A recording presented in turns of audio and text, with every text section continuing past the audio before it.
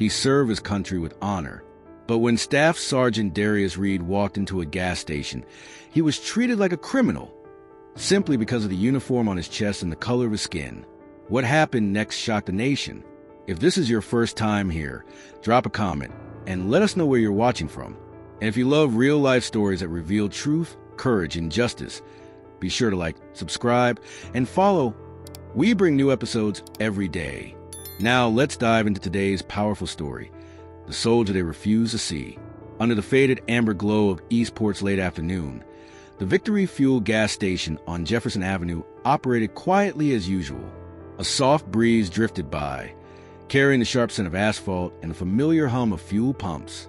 In the corner of the small convenience store, Staff Sergeant Darius Reed, a 38-year-old member of the U.S. Army Reserve, stood in front of the refrigerated section, reaching for a cold bottle of water after a long day at Fort Barrage. His uniform was crisply pressed, the silver insignia on his chest catching the fluorescent light above. Though it was late, Darius maintained a sharp appearance, a hardwired habit after nearly 2 decades of service.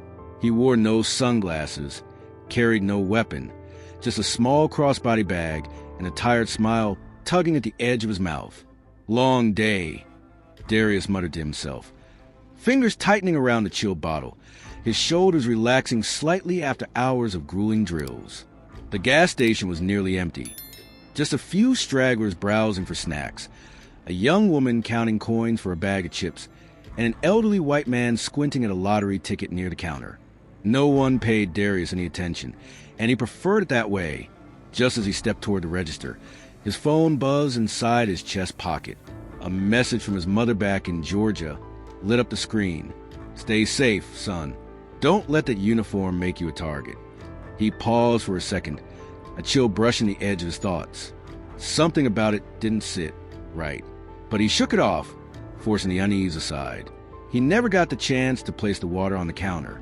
A piercing police siren shattered quiet, screeching just outside. 2 patrol cars burst into the lot like they were chasing a fugitive. Red and blue lights spun wildly across the store windows, sweeping the ceiling like the warning flash of something sinister. Everyone inside froze. Darius, his instinct honed by years in uniform, turned around slowly, gently setting the bottle on the counter. His training, what saved his life more than once in combat, now screamed inside his head. He didn't yet know he was about to become the center of a nightmare. And the worst part? It wasn't on a battlefield. It was at home. The sirens had barely gone silent when the glass door slammed open, hard enough to bang against the wall with a sharp thud. 2 white police officers stormed in like a violent gust. Officer Trent Callahan, tall and stone-faced, led the way with his hand already resting on his holster. Behind him came Officer Billy Krantz, rounder in frame, heavy-footed but equally aggressive. Both wore Eastport PD uniforms, bulletproof vests gleaming under the overhead lights. "Hands up, now!" Callahan barked, drawing his Glock 22 in a blur and aiming it directly at Darius. The store went still. The young woman picking snacks screamed and backed away. The old man dropped his lottery ticket. The cashier ducked behind the counter, not daring to lift his head. No one knew what was happening, except one person. Darius stood upright, his hands slowly raised, eyes locked on the 2 officers. "What's going on, officers?" he asked, voice low, steady without a hint of tremble. Callahan stepped closer, suspicion and hostility etched into his face. "We got a report of someone impersonating a serviceman in this area. And look what we've got. Military uniform, shiny insignia, polished posture. But you don't really look like a real staff sergeant, do you?" Darius remained still, his tone even and clear. "I'm Staff Sergeant Darius Reed, U.S. Army Reserve. I just came from Fort Barrage. I have identification and a military ID in my wallet. I can present it if you make a proper request." "Oh, now you're going to teach us how to do our jobs." Krantz scoffed, circling around behind Darius. "We don't need a lecture. What we need is proof." Callahan lowered his weapon slightly, but the distrust in his eyes didn't fade. "Since when does wearing a uniform and buying water mean you're above being checked?" The air in the store felt suffocating, like all the oxygen had been sucked out.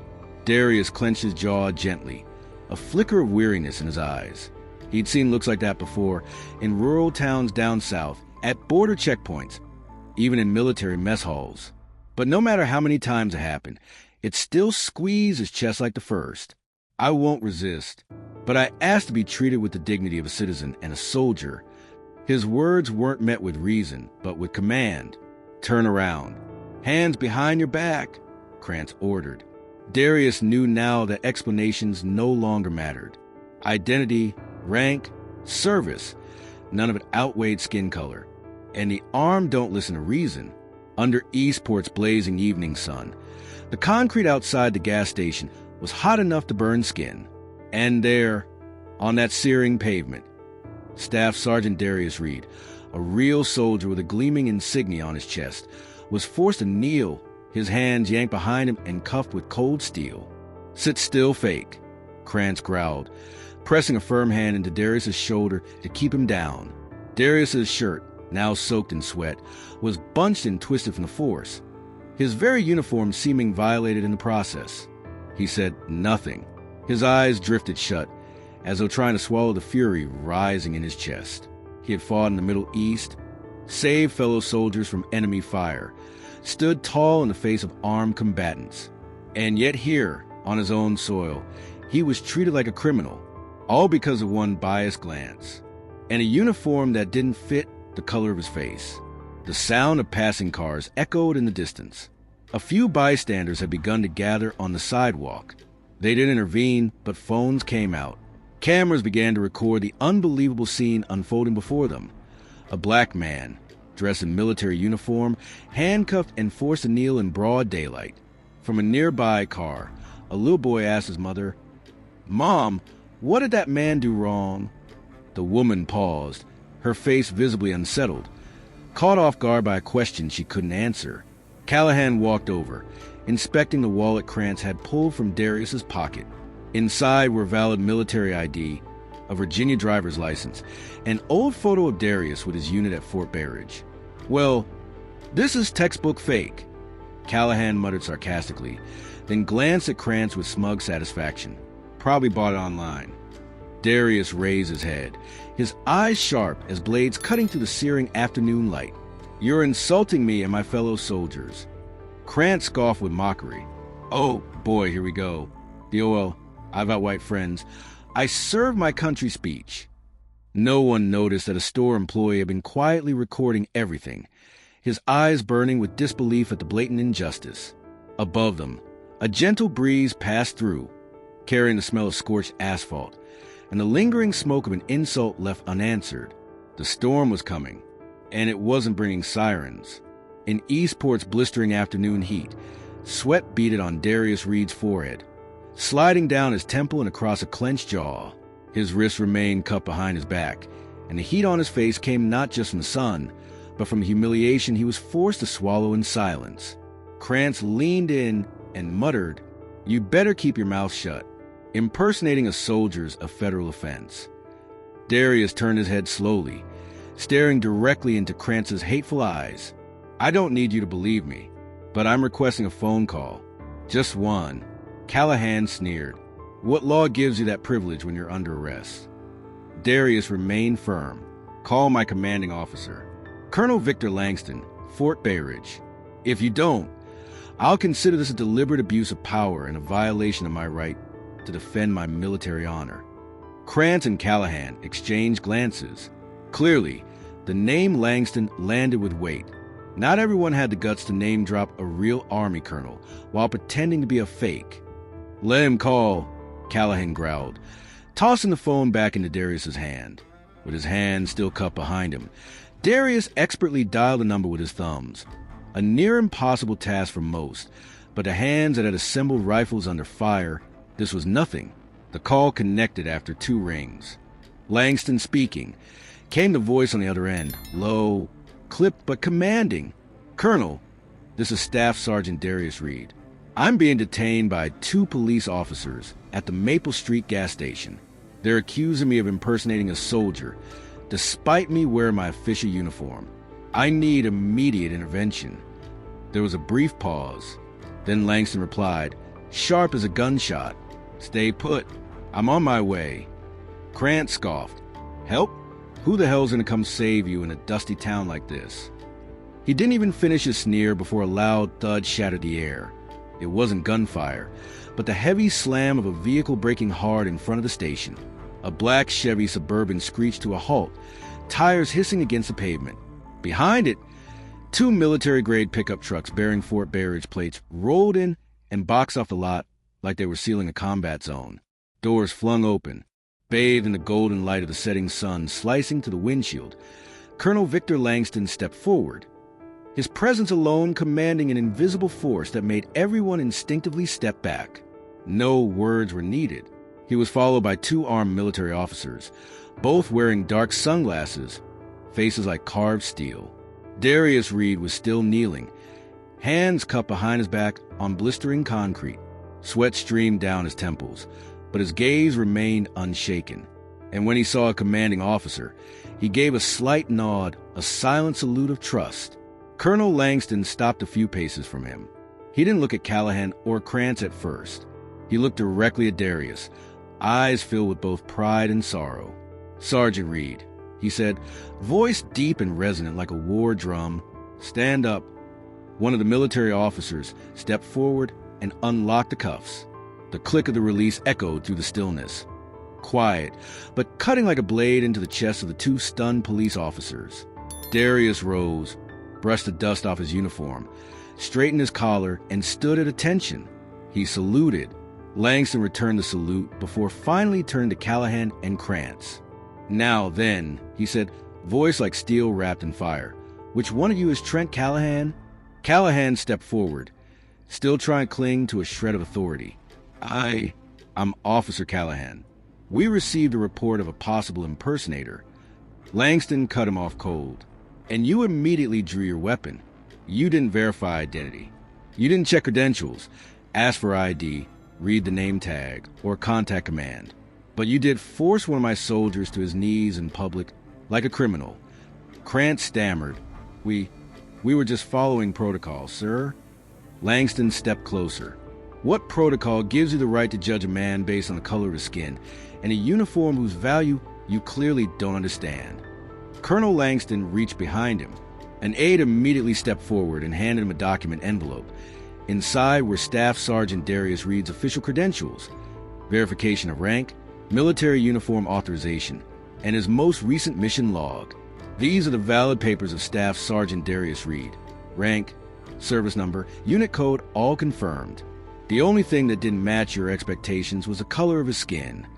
Langston continued. "Sergeant Reed isn't just a reservist. He served in the Harlan Valley campaign. He was commended for rescuing an entire unit under siege in Fallujah. Every ribbon on his chest was earned in blood, not as some cosplay prop for you to arrest." Callahan opened his mouth to respond, but Langston raised a hand to silence him. "Enough. This is not a time for excuses. This is a time to listen and to learn." At that moment, a military officer, Captain Valles, stepped forward and handed Langston another file. "Our unit has coordinated with the Eastport Police Department," Valles announced. "Both of these officers are now under civil rights violation investigation and are being placed on immediate suspension." Langston gave Callahan and Krantz one final, piercing look. "From this moment forward, every action you take will be recorded, reviewed, and held accountable to the full extent of the law." Darius Reed stood silently beside him. The uniform he wore was no longer just fabric. It was a living testament to resilience and truth. As for the two officers, they stood pale and paralyzed, slowly realizing that prejudice wasn't just a mistake. It was a bomb they had just triggered under their own feet. The entire gas station fell into eerie silence. The murmuring crowd had frozen. Even a 10-year-old girl, live streaming from a distance, seemed to forget to blink. And then, to leave no room for interpretation, Langston spoke loud enough for all to hear. "This was not a misunderstanding.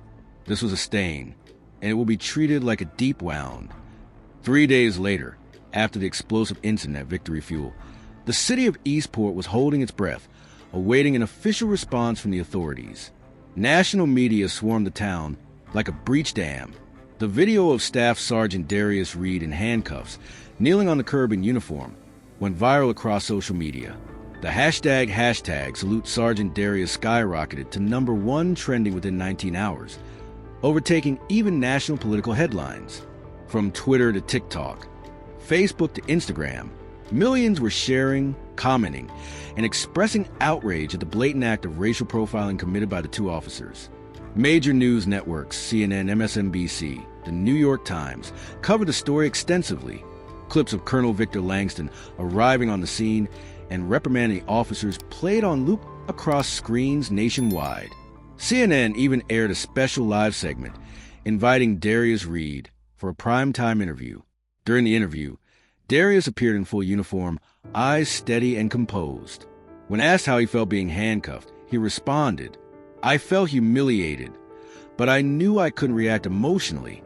I'm a soldier, and I had to act like one." The statement quickly became a viral quote, shared widely across social media.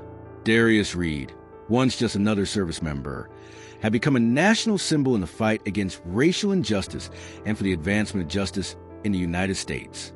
On Monday morning, hundreds of residents crowded the front steps of Eastport City Hall. News cameras, protest signs, and veterans in dress uniforms. Everyone was there for one thing, an apology and justice. At exactly 9 a.m., Mayor Eleanor Bryant emerged from a grand hall, a white woman in her early 50s, stern but not distant. She stepped to the podium placed in the central foyer and looked directly into the media lenses, no script in hand. "I want to be absolutely clear with the citizens of Eastport," she began, her voice crisp and deliberate. "What happened to Staff Sergeant Darius Reed is unacceptable under any circumstance. Silence. We cannot praise our service members for their sacrifice and then turn our backs when they are disrespected and degraded on their own soil by those sworn to uphold justice." She paused and continued. "Following an urgent investigation led by the Office of Internal Affairs and the City Attorney's Office, I'm here to announce Officers Trent Callahan and Billy Krantz have been officially terminated. Not suspended, not placed on leave. Permanently terminated for gross misconduct and systemic racial bias." The crowd erupted in applause. A veteran in camouflage held his cap high in the air. Mayor Bryant tilted her head slightly, her expression firm but sincere. "On behalf of the city, I offer a public apology to Sergeant Reed, his family, and all service members of the United States. This is not just an apology. It is the beginning of a commitment to reform. And Darius Reed, you are not just a victim. You are the spark that woke us up." Below the steps, Darius, standing beside Colonel Langston, said nothing, but his eyes held something deeper than composure, a belief that this time the apology wasn't hollow. 1 week later, Darius Reed entered the Grand Hall of the Eastport Police Academy, his uniform freshly pressed, medals gleaming on his chest. There was no thunderous applause, no loud slogans, just a solemn silence of over 150 police cadets waiting in their seats. Today, he had been invited to speak, to share a message about respect and justice. Atop the light-colored wooden podium, the man who had once been handcuffed in front of hundreds now stood taller than prejudice. He scanned the room, young faces, eyes still searching for the shape of justice. "I didn't come here to talk about how I was humiliated," Darius began, his voice steady and grounded. "I came here to ask you, what do you want to stand for when you put that uniform on?" One cadet shifted in their seat. A few heads dropped. Power doesn't make you right. Quick judgment has never led to justice. We don't need more forceful cops. We need people who listen before they draw their weapons, who ask before they order. Darius stepped down a tier, closer to the first row of seats. "I wore the uniform. I bore the insignia. But they didn't see that. They only saw the color of my skin." He paused, letting the silence settle into every word. "But I didn't bring hate into this room. I brought hope. Hope that this new generation of officers will change how we see one another, not through prejudice, but through character." After a few quiet seconds, applause rang out. Then again, louder. Darius's gaze softened, but his voice remained firm as steel. "Before you wear the badge, understand this. People don't need to be controlled. They need to be respected." That evening, Darius Reed returned to his small home on the outskirts of Eastport. In his hand was a warm coffee cup from the academy cafeteria. In his chest, a rare sense of peace. He sat on the wooden steps of his front porch. The last rays of sunlight cast a soft glow on the veteran parking only sign next to the walkway, a quiet reminder that loyalty doesn't need a shout to be known.